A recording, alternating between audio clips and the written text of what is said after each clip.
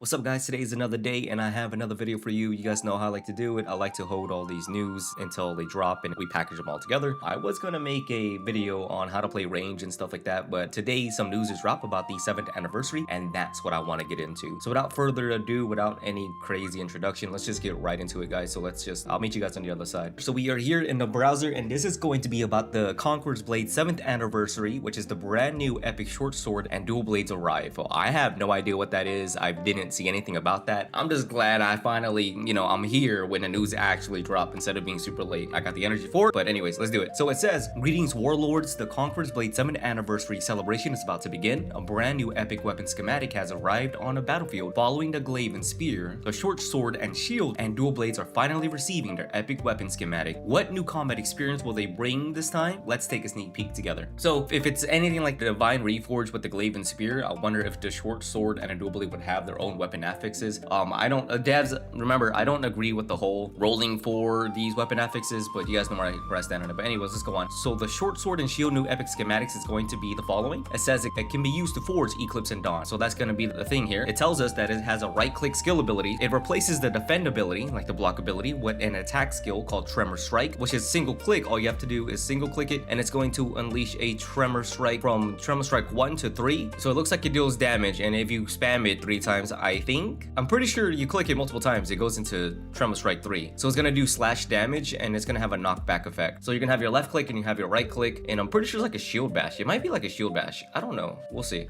So we do have weapon traits on it. I wonder, this can't be weapon affixes, right? Okay, let's see what the devs are doing. So they're calling it trait 1 all the way to trait 6. I don't think they're giving it a name yet, so this is probably placeholders. But let's go ahead and read the abilities and what they're giving us, right? So the weapon traits are the following. It says after hitting an enemy with throw shield, if you hit the same enemy 4 times within 4 seconds, they will be concussed for 1 second. This effect can trigger at most once every 4 seconds, and then it looks like it goes on. It has the same ability, but it's lower hits to trigger, right? So at trait 1 all the way to trait 5, if you hone it, I'm pretty sure if you hone it, it goes up to the abilities, right? So instead of hitting the enemy 4 times, you could just hit it 2 times and the effect would happen. So let's go to trait 2. This one is saying when hit by an enemy's melee attack during Ironside, so your defense boost, reduces their defense of all types by 20 points for 4 seconds, stacks up to 5 times, meaning it goes up to 100 for trait 2 level 1 basically, and it goes up all the way to max level, which is about 5 times, so 300 points. So if they hit you, it reduces their defenses. I mean, that's not too bad. That's whatever. It's just, I hope these trait things you can pick and choose. Devs, here's a recommendation I have for you guys. If you guys want to do these weapon affixes, do it like how WoW back in the days during the Wrath of the Lich King, we had something called Reforge, and you were able to reforge your like mastery points or your secondary stats into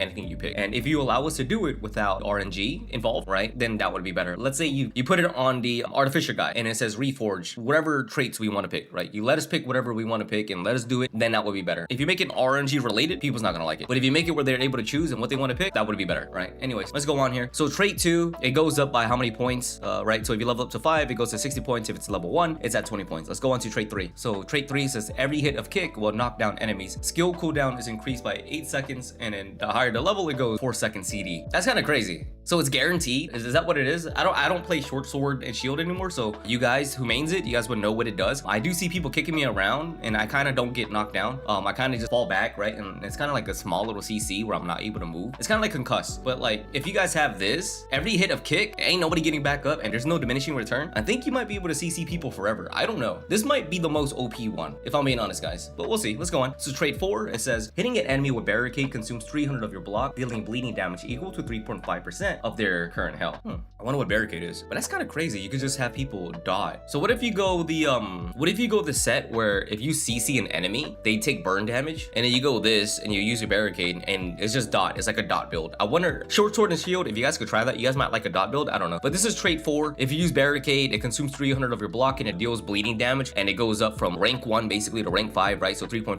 to 7.5. So that's gonna be cool. Let's see here. The next one is Thunderstruck, which is an ulti. After smashing attack of Thunderstruck, reduce the movement speed of enemies within 5 meters by 10%. It goes all the way up to 30%. And after 3 seconds, enemies in range are concussed for 0.5 seconds and take 350 bleeding damage. So I think it's kind of like they hit the floor and it's like a concentration ground where it kind of, kind of pops or like shatters. So after 3 seconds, anybody in that area that you Thunderstruck, they're gonna be concussed and they're gonna take bleeding damage, which is not too bad. But 750 bleeding damage is whatever. This is more for against units because it's gonna CC units and they're gonna bleed them. So that's pretty cool. So that's trait 5, Thunderstruck. Now let's go to trait 6. Hitting an enemy enemy with the first attack of Trem Strike. Okay, so when it comes to Trem Strike, you spam it 3 times, right? So it's your right mouse button and you're able to spam it. Is an attack, you're able to spam it. Goes up to rank 3. Hitting an enemy with the first attack of Trem Strike restores 100 block and it goes all the way to 500 block. I'm thinking, because I'm pretty sure these traits, you can only have one of these traits. So having 500 block, which is kind of confusing for me, because if your block is replaced with Tremor Strike, oh wait, Tremor Strike also gives block. It grants a block effect. So you can hit and block at the same time. So you could do DPS and you're blocking at the same time. That's kind of crazy to see. I don't know how these skills are going to be, but it sounds kind of fun. And hopefully people are able to get it and they're able to access it very easy. And that's what I'm hoping for. We don't know yet until the anniversary comes in. And remember guys, the anniversary will come in around the 20th of August. That was what the note said. It was one of the notes. We're getting the anniversary in about 6 days, guys. So let's see. So yeah, that is going to be the short sword and shield when it comes to the epic schematics. So it's gonna be kind of like the Divine Reforge. I don't know how they're gonna let us get these skills. I hope devs, I hope you guys let us pick and choose it, right? That would be cool. If you guys let us pick and choose it without any RNG, I think the community will love you. I'm pretty sure the community will love you because this is more cool stuff, you know, and you should do that.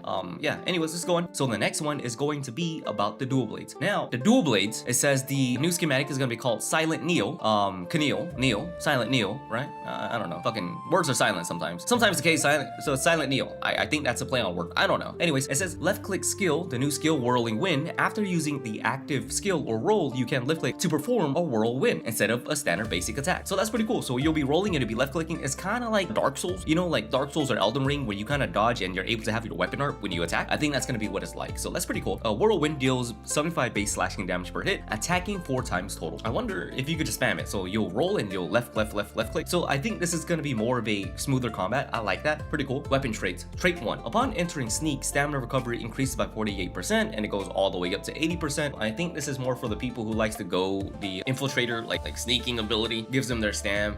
You should give them MS boost, but I don't know. I think MS boost might be too OP. I don't know. Stamina recovery during sneak is weird because people don't attack during their sneak. So I think this is counterintuitive, but I could be wrong, right? Because people sneak and they're not gonna attack. They're trying to get away from the battle. So yeah, unless they pop their Skylark and everything, they use your ability and they go back into sneak to pop another opener. So that might be it. This is more for the aggressive rogues or the aggressive dual bladers. So I can see that. All right, trait 2, deity footsteps. It says cooldowns reduced by 30%. Damage taken while active is increased by 30%. So I'm pretty sure this is more like a CDR, like a reset. I like that. That's pretty cool. So this trait, basically, when you use your burst, they're gonna have you use this ability and it's gonna reduce most of your abilities that you use by a faster percentage. But if you're in the fray and you do it, you're gonna be taking more damage. So the best way you want to do is create some distance and then refresh your abilities. I think that's what it's gonna be like. So that's pretty cool for trait 2 for dual blades. Let's go on here. Trait 3. Remember, none of these have names. They're all placeholders, right? But anyways, when ambush hits an enemy suffering from continuous damage inflicted by bow shuriken, Skylark, butterfly, or whirlwind, base critical rate increased to 20% for 1 second.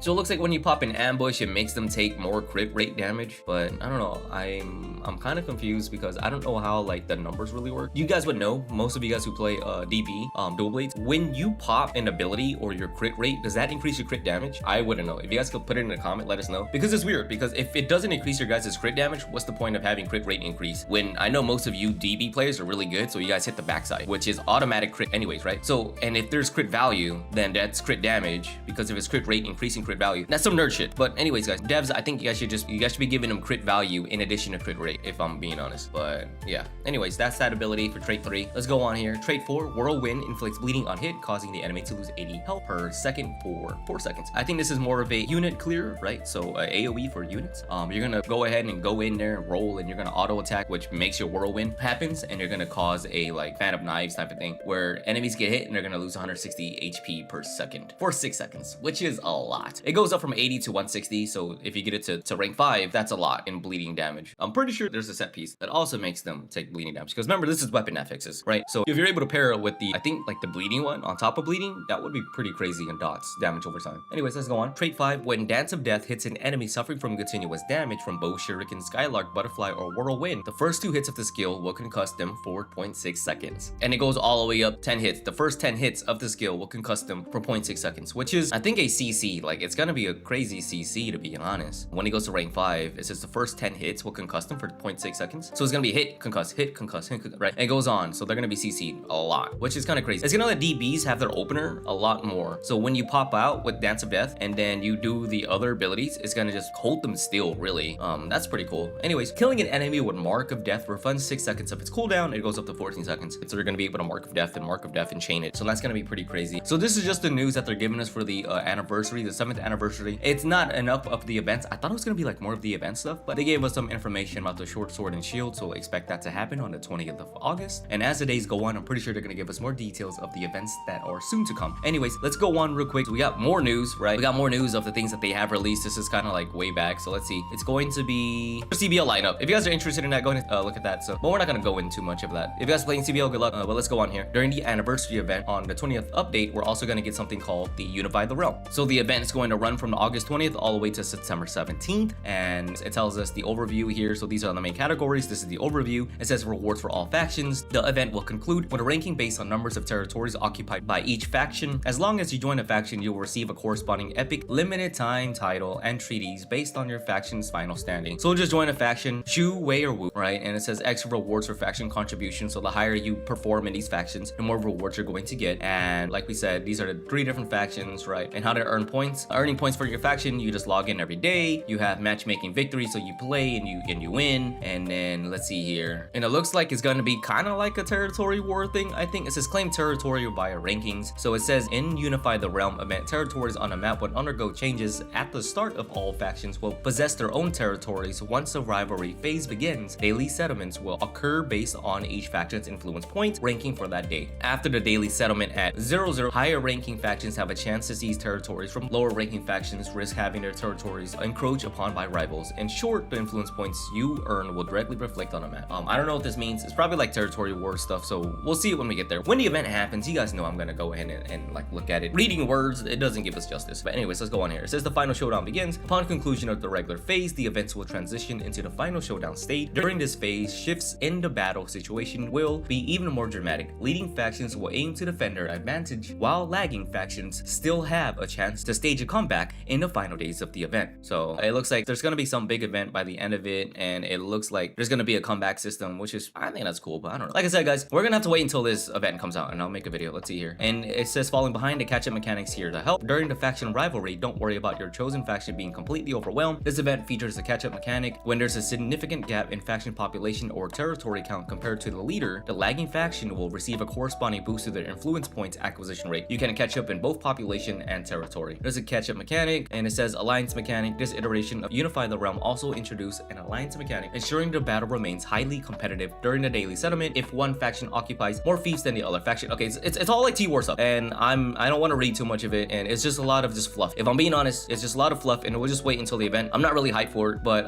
if you guys want me to be honest, I'm not really hyped for it. I kind of just want more rewards, but it gives us something to do. Okay, I'm not here to shit on the event and stuff. I like the event. It gives us something to do. People's gonna enjoy, and when it comes out, I'll make a video about it, and we'll go over it and see how it's like, right? Other than that, I think that is all for the news. Oh yeah, GamersCon. Oh, one more, guys. One more.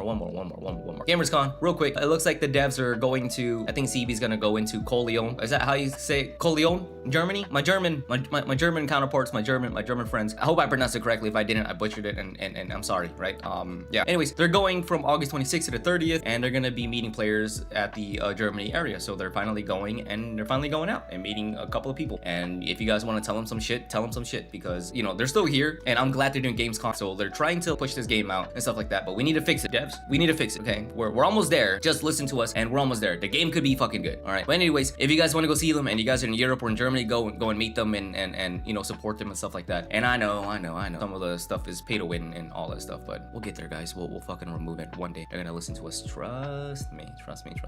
Anyways, guys, that is all I have for you guys today. If you guys enjoyed this video, go ahead and hit that like button to help me out, and go ahead and hit that subscribe button so my videos can be recommended to you in the future. And as always, I appreciate you guys making it to the end of the video. Make sure to leave some comments of any questions you guys have. I know I probably went pretty fast over the shit. Hopefully you guys are excited for the new short sword and dual blader stuff that's coming out when it comes to the weapon. And devs, I hope you guys let us reforge into those weapon affixes by selection and just by materials. Let us farm the materials. Don't make it time gated. Don't make it hard to farm where people have FOMO and you make them spend money. Don't do that. Don't do that. Make it easy. Let them choose it. You know, let the players decide what they want and stuff like that, and let them build their own shit. Okay. Other than that, guys, that is all I have. Oh, before I go, make sure you guys use this promo code, gift code that you see on the screen, so you guys can receive 100 unit medals and 1 free purple era unit to make your grinding a lot easier. And that about does it. That wraps it up. I'll see you guys in a future video. And before I leave, as always, I'm out this way.